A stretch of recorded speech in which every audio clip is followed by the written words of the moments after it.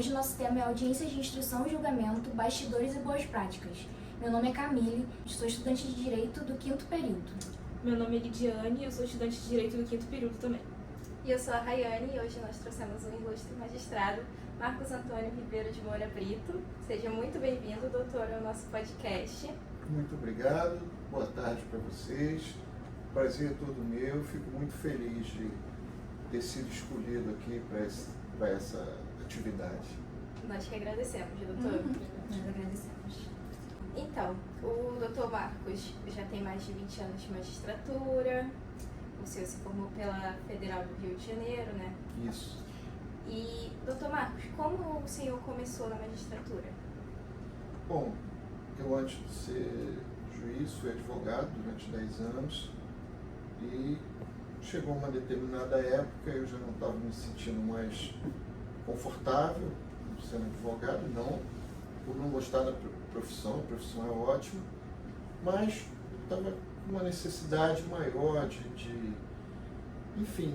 fazer uma coisa que tivesse mais ligação com o meu perfil mais de analisar os dois lados, as duas versões e tentar entender o conflito. E aí por isso eu fui me encantando pela magistratura e resolvi fazer concurso. Fiz, felizmente fui aprovado e exerço já a magistratura há 23 anos. Eu iniciei na área criminal, questão de oportunidade, escolha de carreira, que era, na época, uma vaga que estava disponível para titularidade, eu achei interessante, eu resolvi escolher, mas eu nunca gostei muito de direito penal, não, até porque toda a minha atuação como advogado foi na área civil, então penal não era uma coisa que eu tenha ido fazer por gosto, mas acabei tomando gosto por exercer a magistratura criminal, achei interessante, tive 3 experiências em 3 varas diferentes como juiz criminal. Em Angra dos Reis eu fui titular, depois em Cachoeira de Macacu, que eu também fui titular, e em Campos eu era titular de uma vara civil, mas por necessidade de serviço do tribunal, eu acumulei uma vara criminal durante um bom tempo. Então eu comecei na magistratura criminal, mas assim que tive oportunidade, eu migrei para aquilo que eu gosto mesmo de fazer, que é a área civil. Não se intimidem com a presença do Dr. Marcos, tá? Porque a gente está aqui para simplificar o juridiquês. E ele está com a gente nessa, né? Claro. Então, agora a gente vai apresentar um pouco do nosso tema, uma breve explicação sobre o que é uma audiência de instrução e julgamento, que nada mais é que um ato processual que é realizado no tribunal e nem sempre é necessário. É necessário quando há a prova oral e a necessidade de ouvir depoimento pessoal e a oitiva de testemunha. E agora eu vou perguntar para o Dr. Marcos quando ele julga necessário marcar uma audiência de AIJ. Bom, das várias provas possíveis, né, em qualquer processo, mas nós estamos aqui especificamente falando de processo civil, mas em qualquer processo, das várias provas possíveis, existem as provas documentais, existe a prova pericial e existe a prova oral. E a prova oral é necessária para comprovar determinados fatos que não estão comprovados ou não podem ser comprovados documentalmente e que também não envolvam questões técnicas, porque questões técnicas aí fica a cargo da perícia. Por exemplo, só para tocar no assunto, se alguém alega que o médico errou, se houve um erro médico, então vamos ter que ter uma perícia médica. Se alguém quer discutir questões contábeis, nós vamos ter uma perícia contábil.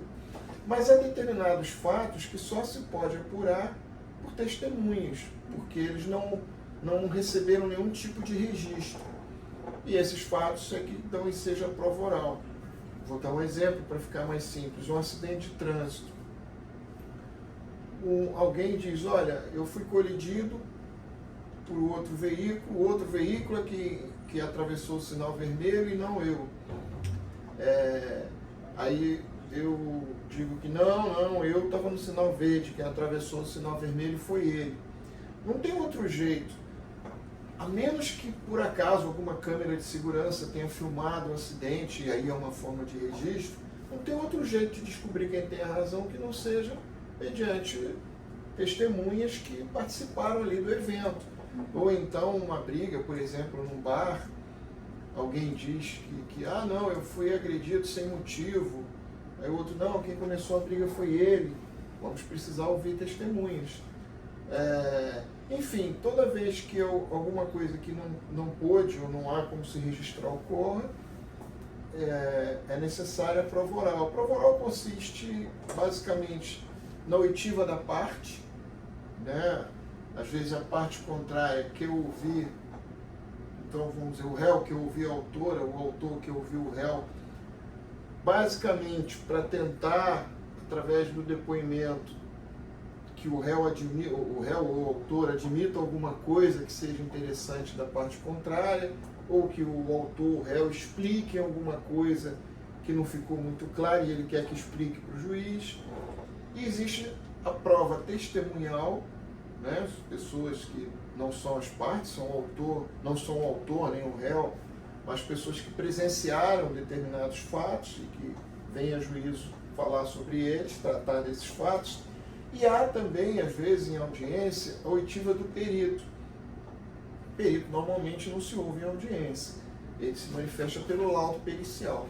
Mas muitas vezes se chega a um tal ponto de dúvidas no laudo que um dos advogados de uma das partes, ou as duas partes, ou às vezes o próprio juiz de ofício, pedem que o perito venha à audiência para explicar determinados pontos que mesmo depois de todas as explicações escritas não ficaram muito claros.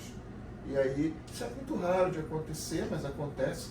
Comigo já aconteceu de algumas vezes eu determinar que o perito viesse à audiência para esclarecer fatos que, mesmo depois de todos os esclarecimentos por escrito, por meio do laudo, dos esclarecimentos ao laudo, não ficaram muito claros, e aí eu determinei que ele viesse à audiência para oralmente se tentar um esclarecimento.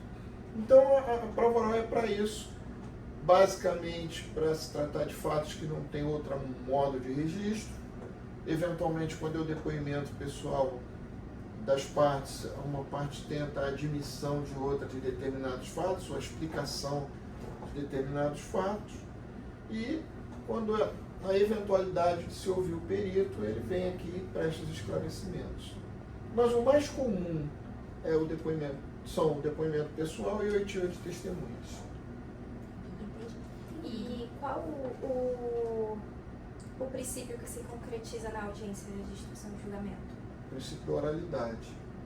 Basicamente, o principal, mas também tem os demais princípios, do contraditório, da ampla defesa, do tratamento imparcial das partes pelo juiz. Então, são esses os princípios que se aplicam. Como o senhor explicou um pouco para a gente, né, sobre o depoimento pessoal, oitiva de testemunhas, a questão do perito, quando é necessário ver em audiência. Tem também a questão das alegações, né, orais. Já acontece muito de o advogado se manifestar oralmente na audiência, ou é mais comum se manifestar em razões finais e memoriais? Eu vou começar por essa última, depois eu trato da questão da inquirição. Quando termina a audiência, o normal, ou pelo menos o que o Código prevê normalmente, o Código de Processo Civil, é que houvesse imediatamente ao fim da colheita da prova oral os debates orais, que são as alegações finais oralmente prestadas. É o que o Código prevê, mas o próprio Código, parágrafo 2º do artigo 64 do CPC, diz que quando, não são exatamente essas as palavras, mas eu estou falando para ficar mais simples, quando a dificuldade da prova produzida justificar, ou quando houver muitas questões fáticas e também técnicas a serem alegadas, que esses debates orais podem ser convertidos em alegações por escrito, que são os memoriais. Isso é importante. Na prática, acaba que quase sempre os advogados requerem que se converta as alegações finais em apresentação de memoriais. Regra geral, a maioria dos juízes defere, eu defiro. salvo se não foi produzida prova nenhuma em audiência. Então não tem mais o que falar, né? Então, mas também os advogados não requerem quando isso acontece. Mas quando tem oitiva de testemunha, eles requerem, na maioria das vezes requerem. E eu defiro, a maioria dos juízes defere, tem juízes que são mais técnicos, só deferem nos casos específicos que o Código de Processo Civil prevê, mas a gente tem que ter uma certa compreensão, um certo, como é que eu vou dizer assim, um certo sentimento das coisas, que às vezes em audiência é muito difícil, o advogado está prestando atenção em tudo. Então, às vezes, pode escapar algum ponto ou outro importante que a testemunha falou e que seria do interesse do cliente dele abordar nas alegações finais. Então, é muito razoável, muito, até diria adequado, que se permita que eles apresentem alegações finais por escrito. Se é o que eles querem, não vejo problema nenhum. É claro que causa um certo atraso na tramitação do processo.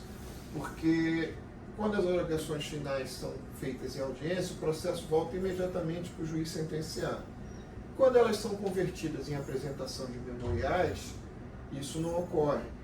O processo vai demorar um pouco para voltar para o juiz sentenciar. Mas aí aquela ponderação dos princípios, né? Da duração razoável do processo e da segurança jurídica, e também do contraditório e da ampla defesa. Então, é um atraso que ocorre? Mas também não é um atraso tão grande que justifique você, às vezes, tolher uma oportunidade dos advogados se manifestarem com mais propriedade, reverem todos os autos para elaborarem melhor a sua tese. Então, eu e a grande maioria dos juízes temos o hábito de deferir. Às vezes, os próprios advogados não querem. Às vezes, os advogados entendem que é desnecessário e dizem à audiência: olha, eu me reporto aos termos das minhas manifestações anteriores. Eles não querem, não tem importância. Eu também não vou determinar a eles isso. E eu particularmente, deixo muito a cargo dos advogados decidirem o que eles querem. Eu sempre termino a prova oral, e a Rayane faz várias audiências comigo, ela sabe, dizendo: bom, o que os senhores advogados preferem? Preferem se manifestar agora? Preferem alegações finais por escrito? E aí o que eles resolvem eu costumo deferir, não tenho problema nenhum com isso não. Para mim, quanto mais contraditório, melhor. Eles vão trazer nas alegações finais tudo aquilo que eles debateram antes, à luz do que foi produzido em audiência. E assim, a gente aprendeu, né, na nossa matéria, na nossa aula, que a audiência de instrução e julgamento é importante para formar a convicção do juiz diante dos fatos, porque tem a testemunha, tem depoimento pessoal. E como o senhor falou, por exemplo, acontece essa questão do acidente de trânsito. Não tem câmera, não tem nada e tem a testemunha. Digamos que na audiência a testemunha do réu não aparece. Nesses casos, acontece alguma coisa, a audiência ela é remarcada ou algo do tipo, para não ficar tão desbalanceado assim no autor do réu? Depende. Assim, primeiro, sim, de fato, é muito importante para... eu, pelo menos, acho muito importante a audiência de instrução e julgamento, porque a gente não é só o que a pessoa diz, é como ela diz, é a postura corporal dela, é o olhar, é todo um conjunto que a gente aprecia para tentar entender, extrair ali o que realmente a pessoa quer dizer, o que ela está dizendo, se ela eventualmente está falseando os fatos, ou se ela teve uma compreensão errônea dos fatos, porque tem isso também. Por exemplo, nós somos em 4 aqui. Se nós presenciarmos algum evento aqui no corredor e depois alguém for perguntar para a gente, na essência, vai falar a mesma coisa, mas cada um vai falar sobre um viés, vai perceber um detalhe que o outro não percebeu. Então, eu acho essa proximidade muito interessante. E, particularmente, eu gosto muito de fazer audiência. Eu adoro fazer audiência. É uma das coisas que mais me dá prazer. Até porque, eu não sei se vocês já perceberam, eu sou uma pessoa que fala bastante. Então, eu gosto muito de audiência. E eu acho muito importante. Sobre a sua segunda pergunta, é assim. Tem um artigo 455 do Código de Processo Civil que regula isso. Ele diz que o advogado tem que intimar as testemunhas, ele mesmo providenciar a intimação e para o comparecimento à audiência. Se ele intima a testemunha e a testemunha não aparece, ele tem o direito de requerer a intimação judicial. Aí o juiz determina por oficial de justiça, a intimação de testemunha. Se intimada por oficial de justiça, a testemunha não aparece, aí existe a condução. Os juízes pedem um mandado de condução e a testemunha é pega, vem à força. Quer vir, não vem. Na maioria das vezes, o oficial de justiça pede ajuda de auxílio de força policial e conduz a testemunha. Ela vem contra a vontade. Né? Então, mas digamos que o advogado não faça isso. Vamos dizer que ele não intime a testemunha. E chega aqui, a testemunha não veio porque ele não intimou. Aí dá-se a perda da prova. Aí você vai me dizer, mas pode haver uma desproporção, porque a testemunha de uma parte veio e a de outra não veio. É verdade, mas também é verdade que o processo é formal. E faz parte, até da ampla defesa, que o processo seja obedecido pelas duas partes. Tecnicamente, as partes estão em paridade. Há um advogado de um lado, um advogado de outro. Então, o advogado tem que fazer a função dele, tem que intimar a testemunha. Então, normalmente, não fez, não intimou, o ato está precluso e eu não redesigno na audiência. Mas pode haver uma situação muito específica em que o prejuízo possa ser muito grande, o desequilíbrio possa ser muito grande e eu posso determinar o intima de ofício. Eu resolvo, não, mas eu quero ouvir, porque o juiz, antigamente se dizia, antes do atual Código de Processo Civil, que o juiz era o destinatário da prova, ou seja, que toda a prova era produzida para ser apreciada pelo juiz. Hoje já não é esse o entendimento. Hoje se entende o juiz é o principal destinatário da prova, mas também as partes, porque por meio dessa prova é que elas vão demonstrar as alegações dela e eventualmente sustentar num segundo grau de jurisdição que, olha, o juiz interpretou errado as provas, mas o juiz ainda é o principal destinatário da prova porque a função de decidir é dele. Então, em hipóteses excepcionalíssimas, quando vai haver um prejuízo muito grande, alguma coisa, é do interesse do juiz, porque ele quer ter os melhores meios possíveis de decidir, determinar, não, mas eu quero ouvir essa testemunha de ofício. Mas o juiz tem que fazer isso com cuidado, porque também, senão ele pode sair do princípio da imparcialidade. Então, é uma situação específica, excepcional, e que tem que ser fundamentada pelo juiz por que ele está fazendo aquilo. Olha, nesse caso específico é importante, porque eu fiquei com dúvida sobre o ponto tal, e talvez essa testemunha que estava comprovadamente no local possa trazer luzes, esclarecimentos, então isso é importante para mim. Então eu posso, mas é sempre uma situação excepcional que o juiz deve fundamentar até para não sair da imparcialidade, né? Porque é muito importante que o juiz seja imparcial. Aí, é claro que em determinadas situações faz parte da imparcialidade o juiz garantir o tratamento isonômico, e às vezes o tratamento isonômico implica naquela velha, aquele velho aforismo do Rui Barbosa, tratar de forma igual as partes desiguais na medida em que se desigualam. Mas tudo tem que ser feito com muito cuidado, porque o juiz tem que ser imparcial. É um direito de todas as partes que o Estado juiz, quando vai conhecer da causa delas, seja absolutamente imparcial. Obrigada. Uma coisa que me admira muito no senhor, teve uma audiência, teve um conflito lá fora, e a mulher chegou aqui para prestar o depoimento dela chorando. E a forma como o senhor abordou o assunto, tipo, ela estava muito, muito nervosa, e o senhor tranquilizou ali, e ela conseguiu prestar o depoimento dela, foi se acalmando aos poucos, e isso eu achei muito, muito legal, porque em algumas audiências a gente observa alguns juízes que eles intimidam a testemunha, e não é uma abordagem do Senhor.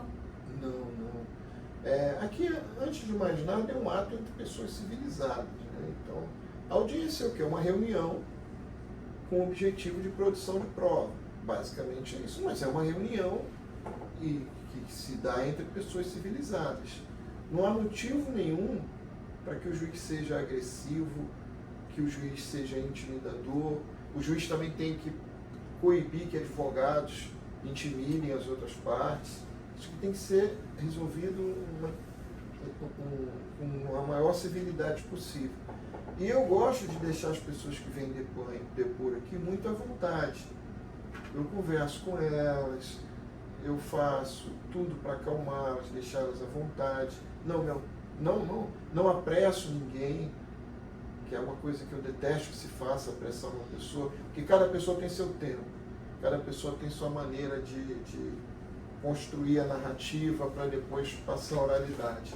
Então eu acho muito importante deixar todo mundo à vontade, tratar todo mundo com a máxima educação. Não deixo também que os advogados apressem as testemunhas ou interrompam as testemunhas. A testemunha começou a falar, tem que falar até o fim, até quando ela parar de falar. Imagina, a maioria das pessoas, porque a gente que atua no direito, a gente tende a achar que o direito está envolvendo tudo. Não é verdade, a gente só vê o que dá errado. Mas a maioria das coisas dá certo, a maioria dos contratos são cumpridos, a maioria das relações intersubjetivas se desenrola na normalidade. Então, a grande maioria das pessoas nunca entrou numa sala de audiências, nunca veio no judiciário. Muitas pessoas são muito humildes, elas nem nunca tiveram num ambiente assim. Então eu não posso deixar essa pessoa intimidada, essa pessoa com medo. Ela tem que sair daqui sabendo que quando ela viu a personificação do Estado, o Estado tratou ela como cidadã, né? E não como um objeto, como uma pessoa desimportante, porque todo mundo é cidadão, merece tratamento respeitoso e igual. Então realmente é uma coisa que eu tenho muito comigo, ser muito tranquilo nas audiências. A audiência é uma coisa muito importante, a gente não pode ter pressa para acabar. Isso é muito importante, porque para mim é mais uma audiência. Eu faço inúmeras, eu já fiz milhares de audiências na vida. Mas para a pessoa é a audiência, porque aquilo é o caso dela. É o problema que vem afligir na vida dela. Então para ela é muito importante. E eu tenho que entender isso e dar a mesma importância para ela do que ela sente que a audiência tem. Então eu gosto mesmo de levar tudo na tranquilidade. Se eu vejo que a pessoa chega nervosa, eu primeiro acalmo, converso de outras coisas, até ela voltar ao normal. É assim que eu gosto de fazer. Gente, a audiência de AIJ é formada por etapas. Tem a abertura e a tentativa de conciliação, o depoimento pessoal das partes, a oitiva de testemunhas, o esclarecimento do perito, se houver necessidade, as alegações finais orais e a prolação de sentença, quando possível. E aí, com base nisso, da prolação de sentença, de acordo com o artigo 366 do Código de Processo Civil, diz que o juiz pode proferir a sentença imediatamente após o final da audiência. O senhor costuma fazer isso? Olha, quando eu exercia a magistratura em juizado especial, que são causas cíveis de menor, juizado especial civil, causas cíveis de menor complexidade, sim. A gente, até porque um número muito grande de causas, são causas que as questões jurídicas, salvo exceções, são muito simples, então sim, a gente profere audiência. Eu não gosto de proferir audiência em ação civil, eu não gosto de proferir sentença em audiência. Eu falei proferir audiência, né? Em juizado especial é muito comum proferir sentença em audiência, salvo algumas exceções. Em ação civil eu não gosto. Pelo mesmo motivo que se os advogados pedem, eu defiro alegações memoriais por escrito, eu também prefiro não proferir a sentença em audiência, porque pode escapar alguma coisa. Eu estou aqui, eu li os autos, óbvio, eu não venho para a audiência sem ler os autos profundamente, mas pode escapar alguma coisa. Tem pessoas aqui, às vezes alguém conversa, às vezes alguém fala e pode desviar a atenção. Então eu não gosto, prefiro proferir a sentença no gabinete, porque eu olho o processo melhor, tenho condições de avaliar melhor as alegações das partes. Então eu não gosto, agora posso, né? A lei me permite proferir. Quando é uma coisa bem simples, até já fiz várias vezes, mesmo em vara civil, até mesmo, não, em vara criminal não, mas em juizado especial criminal, já proferi várias vezes sentença em audiência. Mas processos cíveis que quase sempre tem alguma complexidade, tem muita prova, o ideal é que nós façamos no gabinete para dar a melhor atenção possível ao processo. Doutor, e com a sua longa, assim, como que eu explico? O senhor tem muita experiência. E qual é a relação entre a audiência de instrução e julgamento com as outras áreas do direito, com o senhor tendo essa sua experiência? Com as outras áreas, mais ou menos como? Na criminal? Ah, sim. Bom, na criminal, a audiência de instrução e julgamento é essencial, é da maior importância. Você imagina, aqui é uma causa, tem as causas cíveis, as causas de família. Na audiência criminal, afinal de contas está em jogo o direito à liberdade de uma pessoa, que pode advir dela uma audiência ou uma condenação criminal, a audiência é importantíssima. O juiz tem que colher a prova com o maior cuidado, com a maior isenção, tem que ouvir as testemunhas de acusação e de defesa com todo cuidado, tem que permitir que perguntas sejam feitas, salvo se forem impertinentes ou tendenciosas, mas tem que deixar a parte se defender da melhor maneira possível, não pode coibir nenhuma espécie de defesa. Se a audiência civil já tem um cuidado imenso com a audiência, na criminal mais ainda. Né? Sempre tive, quando eu era juiz criminal, eu procurar pensar do seguinte ângulo: o réu está ali acusado. Imagina se fosse a gente inocente de alguma coisa e fosse acusado e estivesse ali respondendo. Eu ia querer toda a chance possível de defesa, né? Óbvio.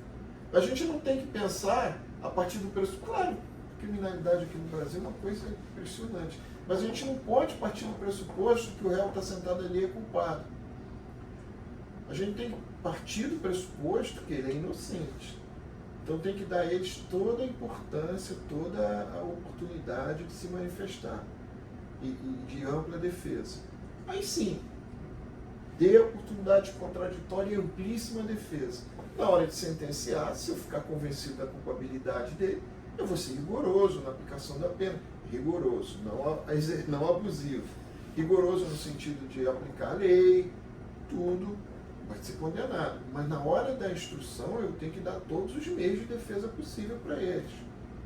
Por exemplo, o interrogatório. O interrogatório é um meio de prova, mas também é um meio de defesa. Eu nunca intimidei e tentei forçar um réu que confessasse interrogatório. É meio de defesa, ele pode falar o que quiser. Então, se por exemplo, na prática do criminal, você lê a denúncia para o réu, olha, você está sendo acusado disso. Na hora que você vai inquiri-lo, eu sempre pergunto, esses fatos são verdadeiros? Aí, se ele disser que não são, ele pode dizer que não são, pode confessar, o que é muito raro, pode dizer que são parcialmente verdadeiros, enfim, ele pode falar o que ele quiser em defesa. Eu sempre brincava, se ele chegar para mim e falar, olha, não fui eu que pratiquei o crime, eu estava na rua, fui abduzido por um ET que botou um clone no meu lugar, eu ia mandar, ia deixar o que é a defesa dele, ele está falando. Eu não ia gritar com ele, berrar, isso é mentira, você acha que eu vou cair nessa? Isso é claro que não. Ali ele está exercendo a defesa, a gente tem que deixar ele livre para falar o que quer. E aí ele pode ficar calado, ele tem o direito constitucional de permanecer calado, isso não prejudica ele. Por que eu vou forçar ele ou tentar uma confissão? O processo penal não é inquisitório, ele é acusatório. Eu não tenho que forçar uma confissão, eu deixo à vontade, ele fala. E aí depois, quando eu for analisar, eu vou ver que tipo de prova foi produzida através daquele interrogatório. Então, a gente tem que ter esse cuidado na audiência criminal. Audiência de família, ou audiência de vara protetiva de infância, juventude e idoso. Essas audiências, então, elas são especialíssimas. O juiz tem que ser muito mais psicólogo e assistente social do que propriamente juiz, porque as questões envolvidas são extremamente sensíveis. O conflito ali é muito mais grave do que aqui que as pessoas estão discutindo dinheiro. Não que o dinheiro não seja importante, não que o patrimônio das pessoas não seja importante, mas nas audiências de família, das varas protetivas, os conflitos ali são muito mais graves, muito mais sensíveis. Então o juiz tem que ter cuidado na colheita da prova, não tem que ter muito cuidado para não revitimizar a pessoa quando produz audiência, tem que tentar a todo tempo conciliar as partes para resolver o conflito. Por exemplo, aqui uma vara civil, alguém entrou com ação contra a Oi, sei lá, contra a Light, acabou aquilo, vai viver a vida dele, a Light vai continuar exercendo a atividade empresarial dela e tudo bem. Um casal que se separa e tem um filho, eles vão ter relação para sempre. Ou vai ser um alimento que presta ao filho, ou vai ser uma visitação, ou cada um vai ter o seu entendimento de como a melhor forma de criar aquela criança. Então, se o juiz não consegue resolver o conflito, ele não está resolvendo problema nenhum. Julgar o processo é fácil. Você pega a lei, pega a jurisprudência, pega a doutrina, pega o bom senso e julga. Agora, resolver aquele conflito é difícil. Então, em audiência de varas de família e varas protetivas, e em grande medida também nas audiências de GCRIM, juizado criminal, o juiz tem que tentar, ao máximo, agir como ali, né? Claro que eu falei entre aspas, mas como assistente social, como psicólogo e como juiz. Se ele conseguir resolver o conflito, tanto melhor. Se ele não conseguir e tiver que colher a prova, ele tem que colher a prova de um modo que não vitimize ou revitimize aquelas pessoas. Então, eu falo, são audiências que demandam delicadeza e sensibilidade. Que a pura técnica, se o juiz empregar a pura técnica, ele não vai ser um bom juiz nessas áreas. Claro que tem que empregar a técnica, mas só a técnica não é o suficiente. Então, é o que eu poderia responder a vocês da experiência que eu tenho. Porque, como eu estou há muito tempo no tribunal e comecei a minha carreira no interior e só depois vim aqui para a capital, eu exerci quase todas as competências possíveis que um juiz estadual possa exercer. As únicas competências que eu não exerci foram de auditoria militar, que são aquelas varas especializadas na justiça estadual em julgar os policiais militares e os bombeiros militares quando eles cometem crimes militares, não quando cometem crimes civis, e vara de execução penal. Essas duas especialidades eu nunca tive, essas duas jurisdições eu nunca exerci. Agora, todas as demais competências eu exerci, porque no interior a gente exerce, né? Porque você acaba exercendo, mesmo que você no interior seja um juiz de uma vara civil ou uma vara criminal, uma hora você vai acumular uma vara de família, nas férias de um juiz ou na falta de um juiz naquela comarca. Então você acaba exercendo tudo.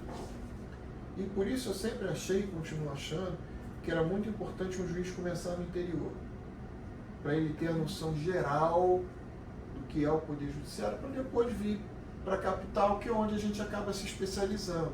Porque sou de vara civil, tem vara civil, vara empresarial, vara de novas sucessões, vara de família, a gente acaba, vara de fazenda pública, a gente acaba se especializando. Mas é o ideal passar uma fase no interior para a gente ter noção da clínica geral, noção de tudo. E nessas milhares de audiências que o senhor fez, teve alguma que marcou mesmo, assim, de instrução de julgamento? Tem sempre, tem várias, né? Você quer falar pra gente? Eu posso falar de algumas, não posso falar de... Júri, quase todo ele marca, eu presidi muitos júris, quase todo ele marca, porque, né, crime doloso contra a vida, e sempre tem, a história é sempre triste, sempre uma tragédia. Quando eu exerci competência de infância e juventude, para mim sempre me deixava muito triste e acabado para o resto do dia as audiências em que a gente tinha que tirar uma criança de uma mãe, que é o bem da criança, mas é muito ruim. Só se o sujeito for muito sádico para sentir prazer em separar uma mãe de um filho. É sempre uma sensação, você faz pelo bem da criança, mas é ruim. É ruim. Não dá para você ficar, digamos assim, não ter sido abalado por isso. Já fiz muitas audiências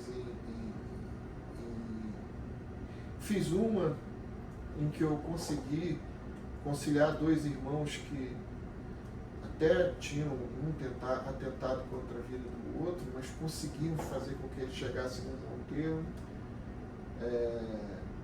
Essa me marcou muito.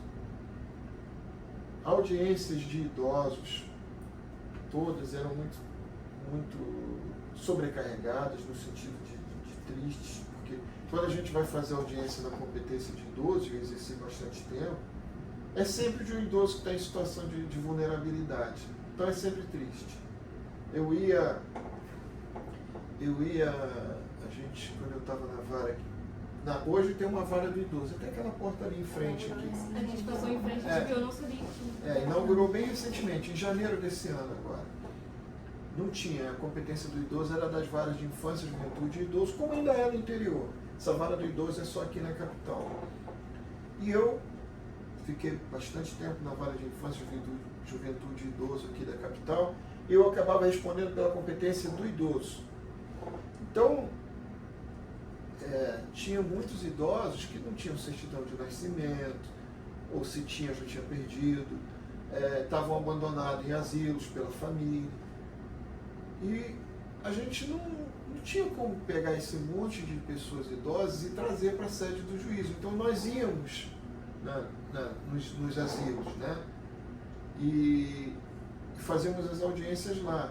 Eu fui em inúmeros asilos aqui, desde aqueles da classe média alta, que eu, se pudesse, não poderei, mas se eu pudesse, gostaria de ficar lá quando tivesse idoso, porque era praticamente um resort, até aqueles humildes, totalmente asilos públicos. Então, era sempre muito triste. Você via pessoas abandonadas, sozinhas, sem ninguém, sem cidadania nenhuma. De alguns a gente tinha que providenciar os documentos básicos para ele pelo menos conseguir um auxílio no INSS para ter alguma dignidade. Então eram coisas muito marcantes. Essas assim que me marcavam. Tem outras, mas eu não posso contar, né? Porque eu estaria, enfim, tratando da intimidade de pessoas e dados que eu não posso contar. Essa questão de idoso realmente é muito triste. Eu não sei se é pior o asilo, ou é porque minha mãe falou de idosos, ou quando o filho, né, larga a mãe, o pai na casa e só deixa o cuidador de idosos lá, no vai nem visitar. E maltrata. E às vezes maltrata. Justamente. E às vezes o idoso fica praticamente em prisão preventiva na própria casa. Exatamente. O ideal seria sempre que o idoso estivesse com a família. Mas não é o que acontece. Né? Muitas vezes vão... E olha, uma dessas audiências, se eu posso falar porque eu não vou identificar ninguém em nenhum local, era um asilo muito humilde, mantido por um centro, né, espiritualista, e muito bom, mas muito humilde, muito simples, porque vive de doação e de caridade. E eu cheguei para fazer audiência e vi vários carros, carro importado. Até me causou uma certa espécie, porque era um local lá no subúrbio, bem assim, achei estranho. E eram de familiares, são pessoas com condição financeira alta, que sequer, já que não queriam ficar com idoso, que era o ideal, sequer se dispunham a pagar um local adequado, mais digno para os pais, e eram abandonados. E existe uma ideia comum, um senso comum, de que não, os idosos que estão abandonados lá são porque foram maus pais. E não é verdade, a maioria deles foram bons pais. São abandonados porque tiveram maus filhos, não é culpa deles. Não é porque, claro, que vai ter sempre aquele que foi terrível para a família e que a família tem um rancor tão grande que não quer proximidade. Mas isso é exceção da exceção. A maioria deles se dedicou à família e quando ficou obsoleto, não é obsoleto, mas quando para a família ele não tem mais utilidade, para a família, no entendimento da família está atrapalhando, eles simplesmente apartam do convívio e pronto.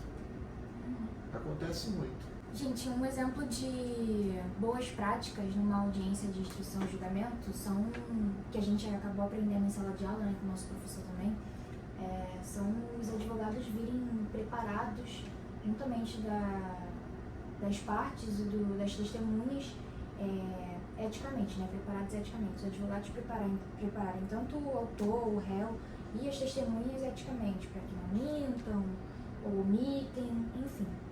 O senhor gostaria de dar algum exemplo, algum conselho, né, para os novos futuros advogados? O ideal era que o advogado, no que tange ao preparo da parte da testemunha, dissesse, olha, fala o que você sabe, não minta, não altere a verdade dos fatos, porque o processo, sobretudo, deveria ser ético. Então, isso seria o ideal mesmo, seria uma ótima prática. Conta o que você viu, fala o que você viu. Infelizmente, na prática, isso nem sempre acontece. A maioria das testemunhas vem em mente ou é preparada para mentir? Não é a maioria, não. Mas há uma percentagem que vem para mentir. Há testemunhas que sequer a gente vê nitidamente que elas sequer presenciaram o fato do qual elas estão falando.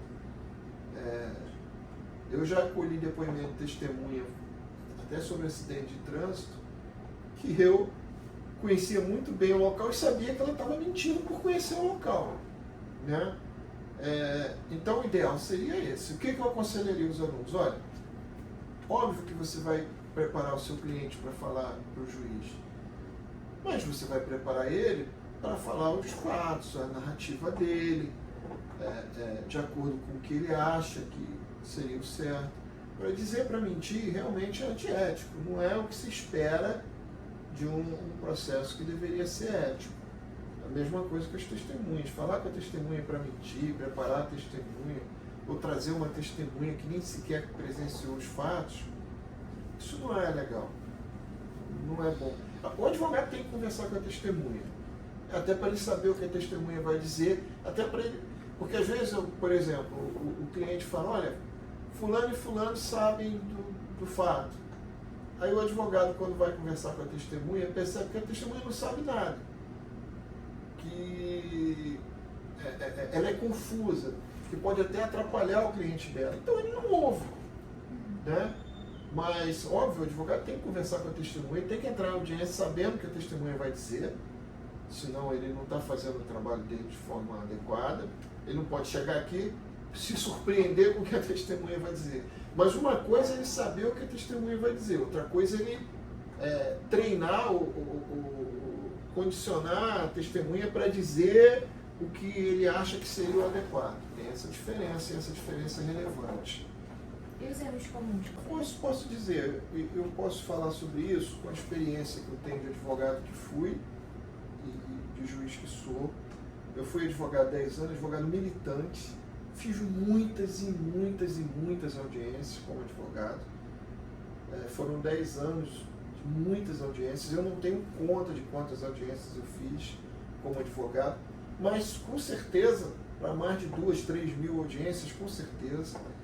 A primeira coisa que um advogado tem que saber, conhecer o procedimento da audiência, pegar o Código de Processo Civil, ler como é o procedimento da audiência de instrução e julgamento, saber tudo ali, estudar a doutrina, conhecer a jurisprudência. Eu, quando era advogado, eu tinha... E outra coisa muito importante, o advogado tem que conhecer o processo. Ele tem que saber tudo que tem no processo. Ele tem que chegar lá sabendo o processo mais do que todo mundo. Ele não pode chegar no processo desconhecendo provas, desconhecendo alegações, desconhecendo documentos. Ele não pode chegar no improviso. A audiência é uma coisa muito importante, não pode ser no improviso. Então, assim, eu, quando era advogado, eu chegava lá e eu queria saber mais do que todo mundo da audiência. Eu chegava com o processo totalmente na cabeça. Eu estudava profundamente o processo. Então, duas coisas que o advogado tem que saber: o procedimento da audiência e conhecer o processo, aquele processo especificamente como um todo. Como juiz, a mesma coisa. O juiz tem que saber a audiência. Eu não posso chegar aqui e desconhecer o processo. Primeiro, que eu desrespeito as partes. Eu vou julgar, eu chego aqui, eu mesmo não sei o que está acontecendo. E segundo, porque de onde provém a autoridade do juiz? Eu falo a autoridade moral, né? Não vem de o juiz berrar, não vem de o juiz gritar, não vem de o juiz ser grosso, vem da postura. Uma postura equilibrada, uma postura séria e uma postura que demonstra competência, demonstra que ele está fazendo seriamente o trabalho dele. Então, se eu chego aqui e demonstro que conheço o processo, naturalmente eu já vou obter o respeito das partes dos advogados, porque só o juiz se preparou para a audiência. A Rayane faz audiência comigo, ela sabe. Eu não chego aqui sem ter um relatório da audiência, não. Eu preparo todas as audiências. Às vezes nem o advogado tem conhecimento do que você fala. Sim, porque eu sei o que tem ali, eu tenho que saber. Eu tenho que saber. Eu não posso chegar aqui e no improviso, o que vai ter agora? Vamos ver o que tem hoje. Aí eu não estou fazendo direito do meu trabalho. Então, e a mesma coisa eu digo para os advogados, para os estudantes de direito, vamos conhecer o procedimento da audiência. Está tudo direitinho lá no Código de Processo Civil, é só seguir. Se o advogado chega e muitos, como eu aqui lido com muitos estagiários, tanto os estagiários de cartório como estagiários da EMERG, muitos quando vão fazer a primeira audiência vêm conversar comigo. Eu sempre falo, conheça os procedimentos todos e conheça o processo todo. Você vai sentar lá na mesa e vai se sentir calmo. Não vai no improviso, vai sabendo o que está fazendo. Porque senão fica mal perante o cliente, pode pegar um juiz mais intolerante, mais intimidatório, e aí sofrer um constrangimento desnecessário. Então é bom. E eu vou dizer uma coisa, e volto a dizer, experiência de advogado e de juiz. O juiz sempre vai respeitar o advogado que chega bem preparado. Sempre. O advogado que chega bem preparado, ele não vai ter problema em audiência. É isso, sobre esse assunto. Agora a gente vai entrar um pouco no assunto da gravação que a gente já tinha falado. Sim. Então, recentemente o nosso professor abordou em aula sobre esse assunto de advogados que eles começam a gravar a audiência e alguns juízes eles não concordam e acaba tendo um conflito ali, até mesmo demora a começar a audiência porque eles ficam ali debatendo se filma ou se não filma. E eu acho que a própria OAB, eu acho que eles deixam isso, e o Código também, né? Sim, o Código de Processo Civil já aconteceu isso? Permite a gravação. Eu nunca proibi gravação de audiência, não proíbo. Eu acho que por uma questão de educação, o advogado deve comunicar, não é pedir, comunicar que está... Olha, até porque não é só para o juiz, ele também está comunicando para as outras partes, para os colegas dele que estão na mesa. Eu acho que é ideal que ele comunique, mas eu não proíbo de gravar. Está na lei, a gente tem que cumprir. E, assim, audiência pública, eu acho que quanto mais publicidade se der, melhor. Obviamente, se for um processo sob segredo de justiça, a responsabilidade do advogado é muito grande. Se ele divulgar aquilo, pode até responder criminalmente. Mas gravar, não vejo problema. Hoje as audiências são todas gravadas, né? Algumas não são, às vezes tem juízes ainda, alguns que resistem um pouco, e a audiência acaba sendo feita à moda antiga, com colheita de depoimento no papel, mas eu não vejo impedimento do advogado gravar, embora eu acho que ele deva, por educação e até por deferência ao colega dele que também está na mesa, comunicar que está gravando. Não vejo problema. Óbvio que ao gravar ele não pode atrapalhar a audiência, ele não pode chegar e fazer uma selfie, alguma coisa que atrapalhe o bom andamento da audiência. Ele está gravando aquilo para servir como prova. Mas ele pode divulgar na internet? Pode, mas a audiência é gravada. Os advogados têm a disponibilidade do vídeo também, porque essa audiência gravada sobe para a plataforma do PJE Mídias e ele vai ter acesso ao vídeo. Se ele quiser também divulgar, ele vai divulgar e vai dar responsabilidade de cada um, né? Assim como eu tenho acesso às audiências, eu também não posso divulgar, não devo divulgar. E obviamente eu não divulgo. E até seria muito difícil eu divulgar em rede social, porque eu não tenho rede social. Mas vai dar responsabilidade dele. Agora, eu nunca tive problema com o advogado, porque simplesmente eu não me importo se ele for gravar ou não. Se eu percebo que está gravando, eu só falo, doutor, o senhor não é proibido de gravar. Só que teria sido adequado se o senhor comunicasse que está gravando. O senhor pode gravar. O senhor não é proibido, é um direito seu. Aliás, é um direito à parte, uma prerrogativa do advogado. Pode gravar, eu nunca tive problema. Na verdade, 2 vezes, o fato de o advogado ter gravado a audiência permitiu que ela não tivesse que ser repetida, porque uma vez nós fizemos uma audiência de extrema dificuldade, foram ouvidas quase 10 testemunhas, o arquivo corrompeu. Se o advogado não tivesse gravado, a gente ia ter que repetir o ato todo de novo, marcar aquela audiência, ouvir aquele povo todo de novo. Então, foi até útil que o advogado tivesse gravado. Quando eu vi que corrompeu o arquivo, eu acionei a informática do tribunal, eles fizeram tudo, mas não conseguiram recuperar. Aí eu proferi um despacho, né, recorrendo ao artigo 6º do CPC, princípio da colaboração, e pedi aos advogados que eventualmente tivessem gravado a audiência para disponibilizar a mídia. E felizmente havia advogados que gravaram aquelas audiências, disponibilizaram a mídia e eu pude proferir sentença. Então, eu não vejo problema. Sinceramente, não vejo problema, não tenho nenhuma restrição a isso. A única coisa que eu faço, se eu percebo que está gravando, eu falo para o advogado, doutor, o senhor não é proibido de gravar, o senhor pode gravar, teria sido bom se o senhor comunicasse, mas tudo bem, não há proibição nenhuma de gravar. E é assim que eu ajo com essa questão. O senhor falou que as audiências são todas gravadas, né? Mesmo sem um advogado gravar. Sim. Até as presenciais também? Sim, eu gravo todas. Porque é bom quando sentenciar, aquilo que eu falei antes, eu vou relembrar a postura da testemunha, como ela...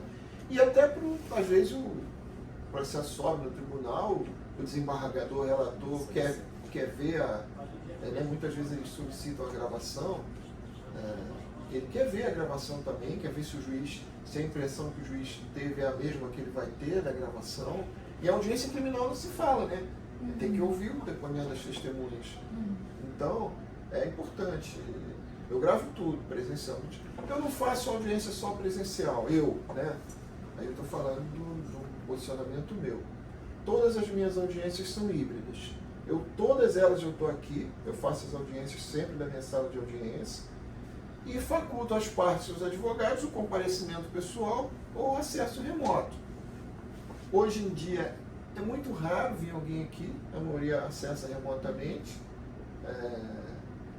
e eu gravo todas. Então, mas mesmo quando todo mundo está aqui, eu gravo também. Quanto mais publicidade se der, melhor. E antigamente tinha um problema quando as audiências eram gravadas. Ah, não foi isso que a testemunha disse. Foi, não foi. Ficava aquela discussão na hora de reduzir a termo que a testemunha tinha falado. Não foi bem isso que ela disse. Hoje não tem esse problema. Hoje está ali, ó. A testemunha falou, está gravado. Então não tem problema.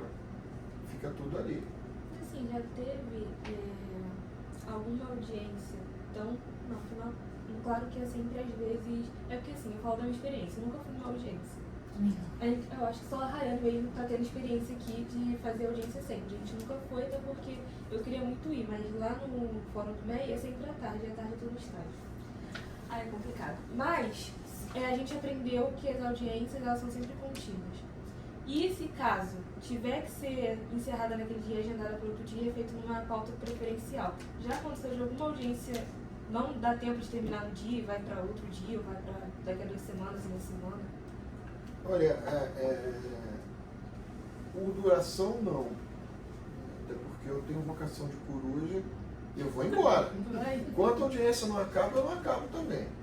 Mas por falta de prova, sim. Ou seja, às vezes a necessidade de dar continuidade para ouvir outras pessoas que naquele dia não estavam e os advogados concordaram em cindir a prova. Não, vamos ouvir as que estão aqui hoje para aproveitar. Isso acontece muito com testemunha que vem de outros lugares, de outros estados, já está ali, vamos ouvir, aí a gente depois dá continuidade para ouvir. Então existe essa continuação. Agora, de ter que acabar pelo avançado da hora, nunca foi necessário. Mas se tivesse, eu faria, mas nunca foi necessário. Não, ele só fez uma que a gente começou 11 horas da manhã e terminou que horas? Era umas 5 da tarde. Ah, aquela do spoiler, né? Terminamos 5h30. A sorte que eu fiquei dividindo com outros testemunhos. Sem parar, não tem de almoço não. Vamos embora. Eles podiam almoçar, porque eles estavam se revezando, sim. Mas eu como depois. Isso já aconteceu. Caraca, muito tempo.